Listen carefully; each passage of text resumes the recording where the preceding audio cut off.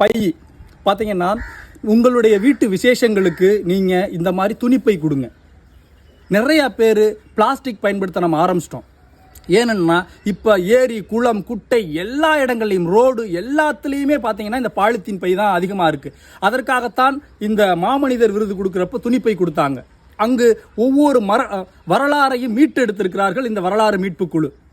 அப்போ உங்களுடைய விசேஷங்கள் வச்சிங்கன்னா துணிப்பை கொடுங்க. ரோடு ஓரங்களில் இருக்கக்கூடிய பிளாஸ்டிக் எல்லாம் ஒழிக்கணும்னா முதல்ல நம்ம இந்த பையிலிருந்து ஆரம்பிக்கணும். ஒரு குடும்பத்தில் ஒரு நாளைக்கு 5 பிளாஸ்டிக் பைகள் பாலித்தீன் பைகள் பயன்படுத்துவதாக புள்ளி விவரம் சொல்லுகிறது. அதைத்தான் ஆடு மாடு கூட திங்குது, பசுமாடு எல்லாமே. ஏரிக்கு போனால் அங்கே பார்த்தீங்கன்னா பிளாஸ்டிக் பை கிடக்குது. அப்போ இன்னும் கொஞ்ச நாள் பார்த்தீங்கன்னா கடலில் முழுக்க பிளாஸ்டிக் பை போய் சேர்ந்துருச்சு.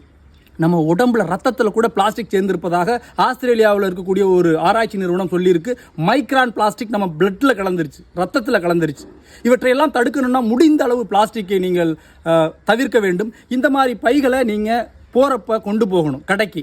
இந்த மாதிரி துணிப்பைகளை ஒரு துணிப்பை வாங்கிட்டீங்கன்னா போதும், 1 வருஷத்துக்கு நீங்கள் பிளாஸ்டிக் பையை தவிர்த்தரலாம். அனைவருக்கும் பகிருங்கள். நன்றி.